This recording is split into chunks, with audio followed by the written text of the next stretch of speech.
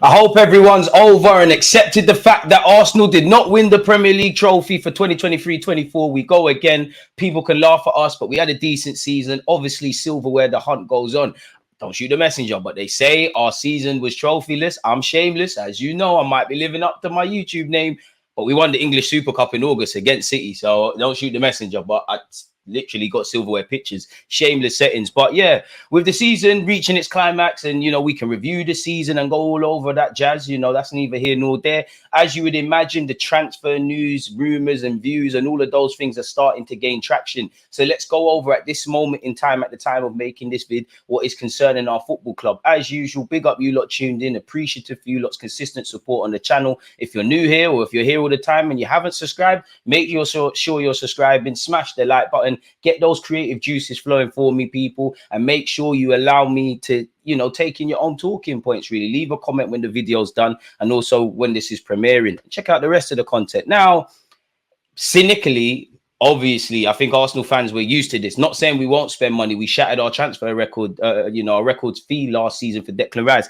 But whenever there's disappointment or something close to disappointment for Arsenal, the next day the rumors start coming out and it kind of takes away from stuff. But allegedly, Arsenal line up targets in 3 positions as Mikel Arteta given funds for big transfer plan. Gunners want a new striker, midfielder and a defender for a fresh title challenge, and may also be forced to sign another goalie. Now, I would love 2 central midfielders, but I think it's one this summer, then when Jorginho departs next summer, and next one. But bring me a central midfielder, bring me a striker, bring me another versatile wide option, to marry what we've got. I do think we need one more defensive kind of option as well. Big up Timber, because he looked quite good in his little cameo off the bench against Everton. And hopefully, his ACL things are over him and he can show his quality, because he would have been in with a shout of Arsenal and Premier League signing of the season, in my opinion. Obviously, we need a backup goalie if and when Aaron Ramsdale departs. Again, check out the rest of the other vids, but where Ramsdale's concerned, the latest rumours have him going to Newcastle. Apparently, they bidded 15 million quid, which we know they're not going to go for that. Aaron Ramsdale on Twitter said it's news to him. But yeah, Arsenal are ready to back Mikel Arteta in the transfer market as they bid to go one better in the title race next season. You'd imagine City are going to sign some big dogs as well. Josh Kroenke yesterday vowed no one at the club will stand still, and Arsenal already plotting how to overhaul 4-time champions Manchester City next season. The Gunners are ready to spend again this summer and are targeting a new defender, midfielder and striker. A forward is a key priority, and Arsenal are interested in RB Leipzig's Benjamin Sesko. Reports in Germany claim Sesko, who has 14 Bundesliga goals this season, imagine we had that, has a release clause which has increased to 55 million and expires at the end of June. So we have just over a month if we wish to get it done like that. Arsenal scored a club record 91 Premier League goals this season, but adding to their attack is seen as key to ending their 20-year wait for a title.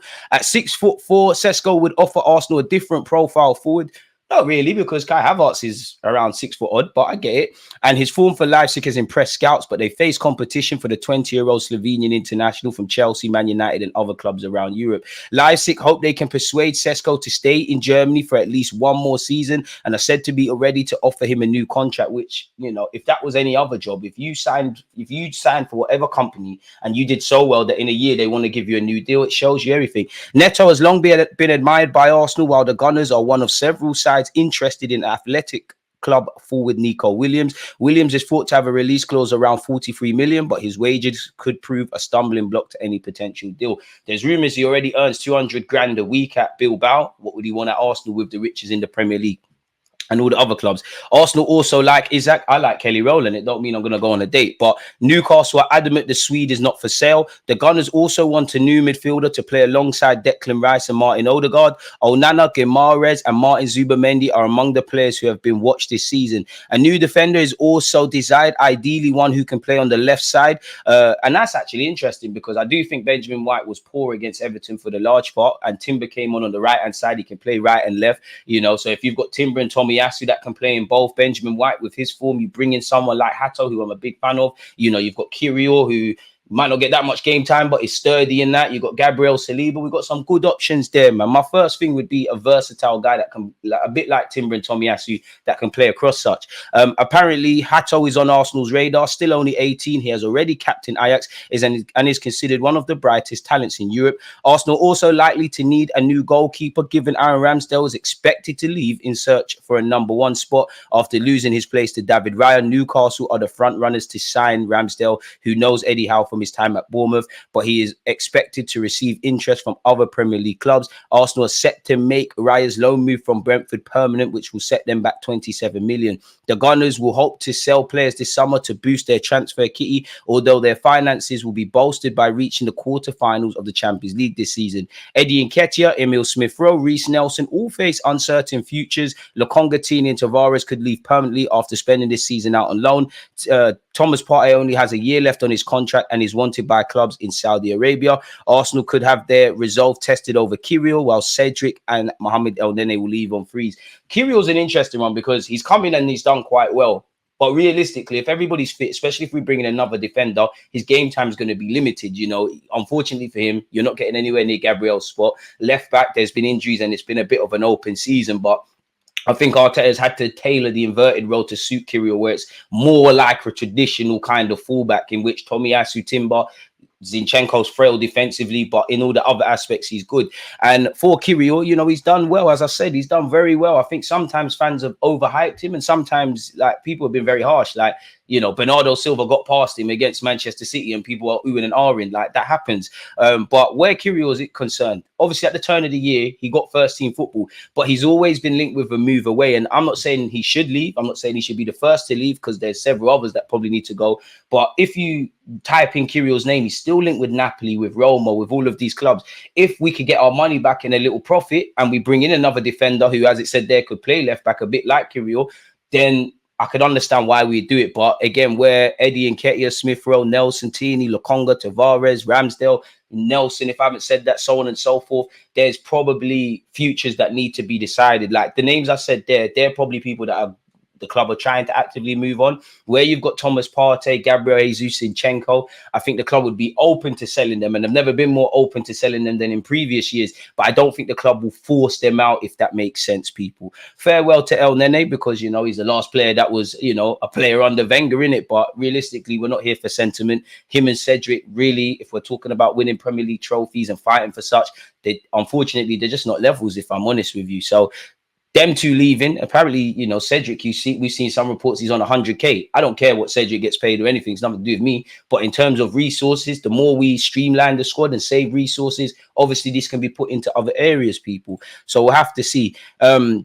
Well, this is annoying because, you know, we can't read that, but apparently Timber is confident that Arsenal's best years under Mikel Arteta are ahead of them. Big him up for that. Oh, okay, I thought it was behind the paywall. Timber has said it definitely feels like that. You feel that this team is not finished yet. It's a good feeling to have, and it's a good place to be with these guys. Obviously, you want to win prizes. You want to win something. So that is the hunger that will always stay there, and also after you win it. But we need to win our first one still, and until that time, we'll be hungry for sure. I had a feeling we deserved this year to win it. To be fair, I think in a lot of aspects of the game, we were really good this season. I agree and disagree. On many hands, I think the fans deserve it, and I'm being very harsh because, you know what, 89 points, you know, and many other positive statistics and record-breaking statistics deserve it. But do we really? Because after 38 games, the table doesn't tell the truth, all of the truth, but it doesn't lie. City deserved it. If we deserved it, we'd have it. So we need to search internally, people. Nothing is a given. Not saying Timber is saying that. But let's be honest, City are also great. It's always hard, but I think we were close. Next season, we're going to try again. It felt very good to be back. A bit of a double emotion, to be honest, because we're not champions. It was really hard being injured. But on the other hand, it was also nice to see everything up close with those guys. I had a lot of support this year from the fans, which was really nice. I think everyone knows an ACL injury is not easy, so I'm really thankful for that. If the coach wants to use me anywhere, I'll play. I cannot wait for next season. Big him up, people, really and truly. Timber says players are desperate to sign a new deal. I think you can tell Mikel is great. He has made a lot of players better and he makes a great team. So I think Arsenal needs him next season as well. Amen. Moving away from that, Josh Kroenke apparently has spoken. He said, While we are undoubtedly proud of the progress we have made, I want to be clear that no one at the club will stand still. However things finish today, we're all working behind the scenes to move us forward, always forward again. There's so much that we want to achieve both at home and in Europe, and we are focused on writing some exciting new stories and chapters that build on the history of Arsenal Football Club. There have been so many stories and milestones across the season shaped by so many of our players. We have all enjoyed seeing our summer signings flourish into being Arsenal players. We're delighted that a number of the players have committed to new contracts to keep the squad together, fighting on all fronts. I'm not sure if we fought on all fronts, but I hear it. We want to continue to forge that winning mentality that runs so deeply throughout the club, people. Then he said, of course, it isn't only our men's team who have made great strides this season, winning the Continental Cup back-to-back and securing European qualification while continuing to be pioneers in the game. Shout out the women's side. We're also proud of our women's team to set three new attendance records and sell out the Emirates twice is an incredible achievement. And it's also come out that the Emirates is going to be the primary home of the women's game. So hopefully that game keeps growing. And there's so much more to come next season with 11 women's games planned for the Emirates and a season where we'll challenge for major trophies once again. Our sporting director, Eddie, will continue to innovate and develop our men's, women and academy football. Fair enough. Let's hope we do that. You'd imagine Mikel Arteta signs a new deal. And apparently this website has said he has put pen to paper on a new deal. I believe such. I just think all that's missing is an official announcement. We need to keep Arteta. You know, if there is someone that fits our remit that can get us over the line, and the club want to say, you know what, Arteta, you've done your thing, but that guy can get us over the line, great. But while I think same way with the players, there's definitely things Mikel Arteta needs to improve on. I think he needs to bolster the squad. I think, you know, we need to be a bit crueler on certain players, really, because I think there's a lot of romance. But I think there's more positives than negatives. I do think with Arsenal fans, there's Arteta sexuals that he can do no wrong. I do think there's a section of our fan base that will never give him plaudits. And I think it's in the middle. We've got a young, promising manager, a bit like our players, that needs to iron out certain things. And now we're flirting with success after, you know, back-to-back 8 finishes. We're flirting that like with success. Whatever people say, we're competitive again. But competitive needs to correlate to winning trophies. Yes, I am proud of many things we've done this season, but history only remembers the victors. The narratives in history are only written by those who win wars. And we need to win trophies, really and truly. You know, you'd imagine I'd love to win the champs. That's a pipe dream. I'd love to get one over the line in the Premier League, but we don't know what the landscape is going to look like next season. But the 42-year-old is going to be a good manager, is a good manager, and is going on to do bigger and better things, people. So big him up. The articles also said Sesko and Isaac are considerable major targets, people. But apparently the RB Leipzig striker will be priority for Arsenal owing to Newcastle's asking price for the Sweden international, people. Sesko has allegedly said something. What has he said? Again, we've been linked with Gomares, Zubamendi, Hato, Joshua Zirkzee, and so on and so forth, people. What has Sesko said here, people? He said, happy and thankful for my 18th in RB Leipzig. Okay, we got done by the clickbait there. For Romano, it said, RB Leipzig have made contact with Benjamin Sesko's agent in recent days to offer a new lucrative contract. Several top clubs want Sesko this summer, especially from the Premier League. Sesko's, apparently his new offer from Sesko's club Leipzig will be a new contract, and he'll be a key player to stay for 1 more year. And you'd imagine they would put a release clause that's going to be even higher, or if you're Leipzig and you can see an appreciating asset, remove the release clause, if I'm honest with you. Apparently he's received 2 bids from the Saudi Pro League, people, and apparently they're huge financial proposals, but Sesko has no plans to go to Saudi Arabia. And once again, Premier League clubs are continuing to push for him. He's been linked with several people. On Bruno Guimaraes, Eddie Howe said, I don't think it was a wave goodbye. I think Bruno does that. It can be interpreted that way for those watching. Certainly from my side, I hope it's not. He's integral to what we do. I'm desperate to keep him.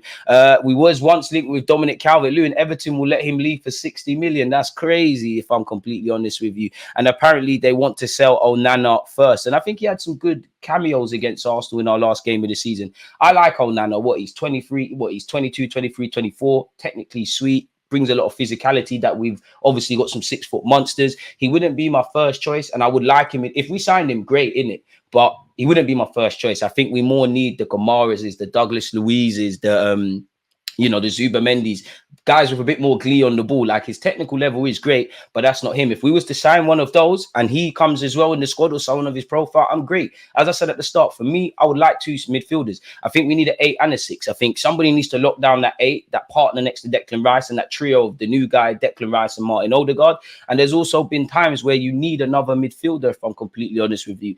Again, I'm being harsh, but when you have an open game like in the North London derby, and Jorginho comes on for Declan Rice, that's setting Jorginho up for failure. We need somebody else in that regards, whether it's someone to play 2 6s or a 6 off the bench. You know, it can be a younger, considerably cheaper model, but I want to wake up one day and we've got some genuine long-term options in the middle of the park, people. So make of that what you will. I did skip ahead. So where are we at now? We've gone over that. We've gone over that. We've gone over that.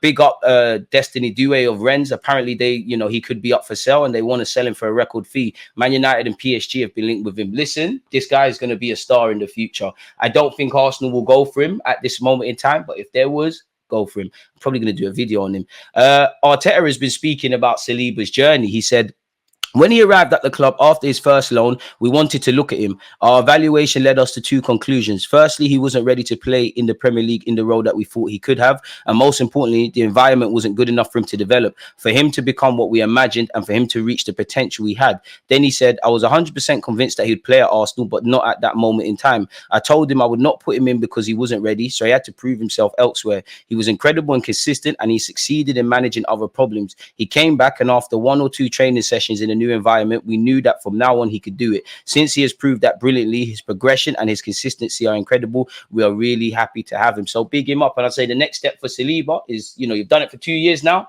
Do it next year and assert yourself in the French national team as the number 1, really and truly. So I believe with that being said, we've covered everything. Let me understand you lot's thoughts on Nico Williams, on Onana, on Sesko, on Arteta signing a new deal. Your thoughts now that the season's done and you've had like 24 hours to settle. Check out the rest of the other vids. And on that note, you lot stay blessed, stay safe, like, comment, subscribe. Peace.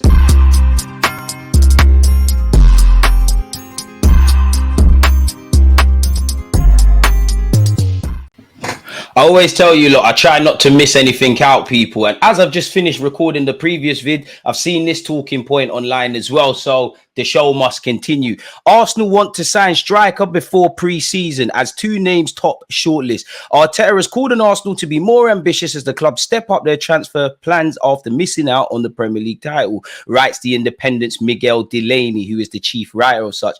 Arsenal are seeking to sign a prime striker before their pre-season tour, with Newcastle United's Alexander Isak and Ajax's Brian Brobbey top of the list in order to complete what they hope is a title-winning team. Arteta has long already started work on plans for next season, as you'd imagine, and wants to bring in 3 first-team level players while moving out 3 or 4. They did already consider purchasing a striker in January, with that long seen as the final main missing piece. A move for Ivan Toney was considered then, but Brentford's 100 million price put Arsenal off, and he has since fallen way down the list of targets. Isak has been the preferred option as reported by the Independent, but there is awareness that Newcastle would likely refuse to sell. The Saudi Arabian-owned club are already hopeful that the Swedish striker will sign a new deal as they want to build a project around him. Can't blame them. Arsenal do want to at least see if a deal is possible, but do not want to get drawn into a long saga. Arteta wants to get all business done early, which we kind of did last year with our recruits. So the squad is immediately ready to work on the campaign where they are aiming to hit over 90 points. I mean, those times Liverpool hit over 90 points and it still weren't enough. But I mean, that's the belly of the beast, I guess. The plans have already seen in the market as reminiscent of Liverpool around 2018. If Arsenal can't get Isak, Brobbey would be the next most likely option. The 22-year-old Dutch striker has been a revelation for Ajax this season, with 22 goals in 42 matches, bringing interest from a series of major clubs. Now, he is a young striker. He plays for Ajax, and, you know, there has to be a correlation with us going for Timber, allegedly having an interest in Hato, and obviously Brobbey. Now, Brobbey, since returning to Ajax, has done well, and he's 22, so there's a lot of upside. I do like him. I think he's aggressive. I think he can score goals. I think, you know, when strikers want to nudge him in the back and all of that, he's on giving it back. For me, though, I don't see how at the point of signing for the football club, he takes us to the next level. But if we did sign him, he's got all my support.